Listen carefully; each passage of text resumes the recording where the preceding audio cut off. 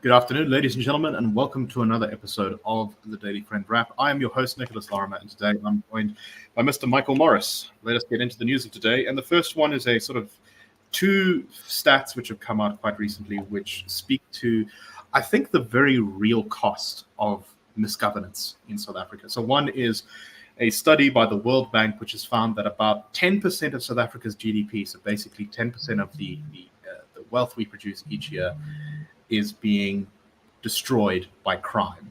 The study looked at all sorts of stuff, transfer, protection, and opportunity costs, and just sort of the general damage that crime causes to the economy. So in other words, we're 10% poorer each year than we should be due to how bad crime is. And at the same time, a study by the Bureau for Economic Research and a number of other banks and debt services have found that middle-class South Africans, which is basically people earning around 15,000 Rand a month, or households earning around 15,000 Rand a month, have gotten significantly poorer since 2016. This research looked into the purchasing power, so in other words, how many goods and services your money can actually buy you, and how that's declined since 2016. And it's found that it's diminished by 40% since 2016. Which equates to a loss of something like effectively 10,000 Rand per month. So everyone in the country, due to inflation, poor economic growth, wage stagnation, is essentially 10,000 Rand worse off than they were back in 2016.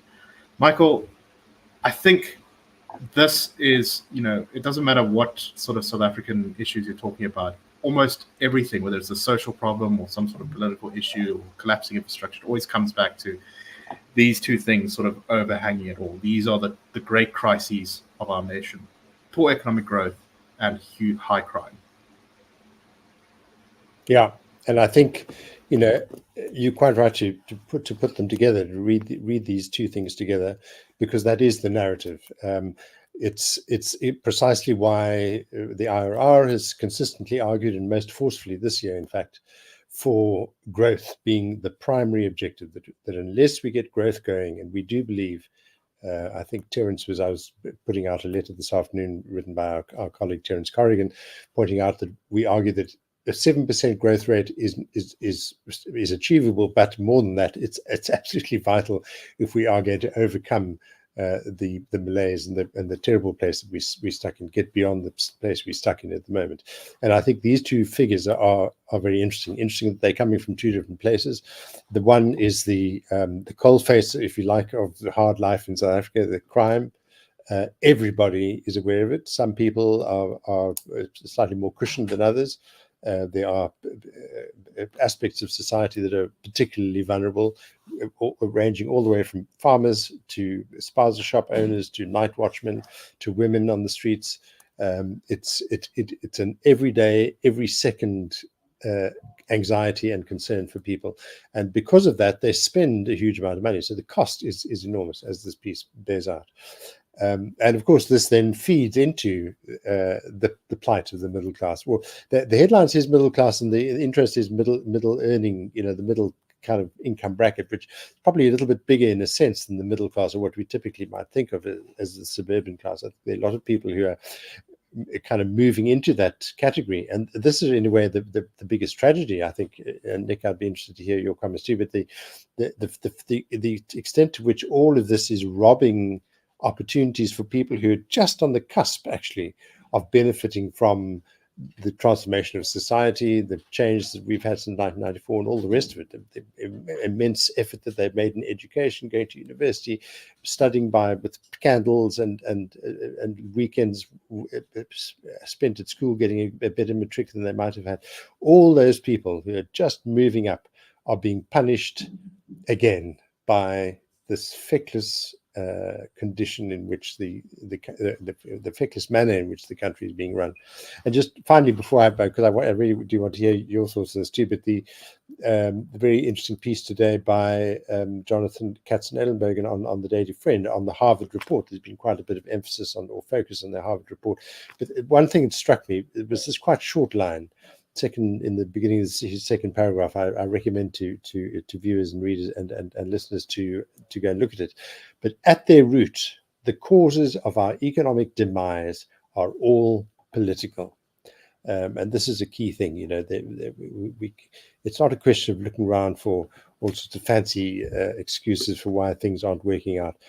The Harvard report, not South Africans, not the IRR, it happens to confirm a great deal of what the IRR has said and argued for, but it's a serious-minded Harvard study that tells it pretty much like it is and says, look, guys, this is where the problem lies, and don't kid yourselves.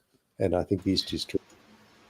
I think that's exactly right. And I think, when you see the diminishing of middle income purchasing power, that really explains the sense of hopelessness in the country. Because even people who aren't necessarily middle class, they sort of might know people who are just entered the middle class, or they've seen people, live in a neighborhood close to them. And if those people are struggling, they're also going to lose hope. I think the general sense of hopelessness, the fact that so many South Africans across the spectrum, across wealth and race and gender, whatever way you want to slice it, are feeling miserable and desperate and hopeless right now is exactly because we've been in this economic malaise, we're being assaulted by crime, and it's just kind of creating this sort of pressure cooker on our psyche, which if we don't fix those political problems, it's only going to get worse. And maybe that pressure will be the thing that actually catalyzes a change in our politics. But I think we still have yet to see that. And next year's election will be a very key indicator of whether that is going to happen. But let's move on to our next story. This one is actually, I think, a pretty good story. For the first time, a majority of the Justice Portfolio members in Parliament have recommended that two judges, Western Cape High Court Judge President John Hlophe and retired Judge Nokola Motata, be removed as judges. Hlophe was found guilty of misconduct by the Judicial Services Commission back in 2008 for trying to influence the Constitutional Court on a matter involving Jacob Zuma. And Motata was convicted in 2007 for drunk driving and later found to be dishonest in his defense to the JSC. He has also been recommended for removal. So if they are removed, it will be the first time in South African history that judges have been removed. And, when judges are removed, it's not necessarily a good thing, especially if, you fight in a political system where they're being kicked out because they, challenged authority or something like this. But in this case, these two judges really deserve to be removed. So I hope that Parliament will follow through. I'm sure they will. The Portfolio Committee has already agreed to it. And then we will see the back of them no longer in our justice system. What do you make of this, Michael? I absolutely agree with you. A good story. We need a maximum confidence in our institutions. We've got very good institutions on paper. Not all of them are as good in practice, in real life. But I think this is a demonstration of what a sound parliamentary tradition, in a sense, is capable of doing. There are rules and what have you to guide our legislatures, or legislators, but there has to be the sense of their purpose, and the institutional integrity has to be embodied by those who are applying the rules, applying the laws, looking at the regulations, making judgments, making calls and decisions, and so on, voting. So in that sense, I think this is a good sign.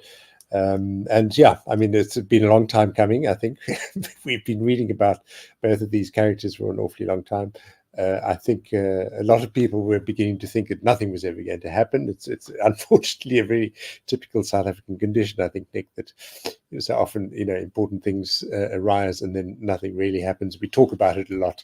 We have commissions, we have, post-mortems, and then eventually just sort of fades away. But so, yeah, I agree with you. It's that is the one dark spot here, is that it took almost over a decade for these things to happen. Now, I understand that you need to go through processes, especially when you're removing a judge. You need to be very thorough. But man, the Judge Hlophe one, the Motata one, actually is the easier one. Like, found guilty of this conduct. There's no politics involved. It's just it really shouldn't have taken until now. But better late than never, I think, is a very good thing. To keep in mind. Very apt to, yeah. Okay, let us move on to our last story. And the ANC and EFF and a number of other parties have all voted in Parliament to request that President Cyril Ramaphosa sever diplomatic ties with Israel or close the embassy with Israel temporarily until such a time as Israel agrees to a permanent ceasefire and commits to UN peace negotiations. The motion was passed with 248 votes in favor and 91 votes against. Michael, what do you make of this? For me, the thing that irritates me here is, okay, I understand that the ANC thinks that what Israel is doing is bad. But, the kind of moral condemnation runs very hollow when you look at all of these other places around the world where absolutely horrific things have happened. Syria, 500,000 people have been killed in the last sort of decade. There's the Ukraine-Russia war. There's the Ethiopian civil war. There's just many conflicts around the world where huge numbers of people have been killed. And South Africa also, in those conflicts, doesn't really have that much influence, or maybe has a little bit more influence than it does on the Palestine-Israel war. And yet, this is the only one that government jumps up about. This is when we mobilize the foreign policy apparatus to start putting pressure. This is when we get all excited. And to me, it speaks to the fact that the ANC is ultimately addicted to its ideological obsessions. And in this case, that it believes that it needs to support what it considers to be the anti-colonial struggle, regardless of, the sort of context. It doesn't really actually care necessarily about lives being lost. It cares about,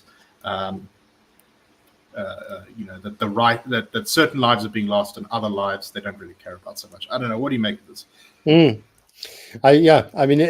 remind me of just perhaps half an hour ago, I was looking at a BBC report about Human Rights Watch pointing out that, or complaining that, accusing China of destroying mosques, and the piece goes on to elaborate on this kind of these Islamophobic sentiments that are at work in China. Are we going to hear anything from the ANC? Is there going to be a motion in Parliament? And I think, as you say, one so often gets the impression of a ruling party here that's the captive of a kind of effete and a vacuous struggle era nostalgia, which is has nothing to say to our real national interest. It's this kind of acting out this punitive repertoire, which is always actually pointless. Even in fact, the way the motion has been styled suggests a kind of, they're not quite sure what it is exactly they're doing. A little bit of pressure, but they can't quite commit themselves. It's certainly not in the national interest, I don't believe, and it's a rather vacuous attempt at signaling virtue here in a nostalgic way, which has nothing to do with our real world concerns. No, exactly.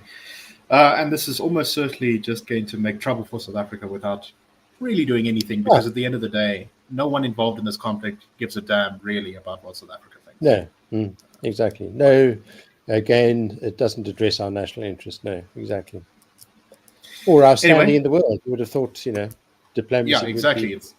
It's for supposedly a non-aligned neutral country. We're awfully keen not to pick sides every now and again, which makes a mockery of, I think, government's foreign policy.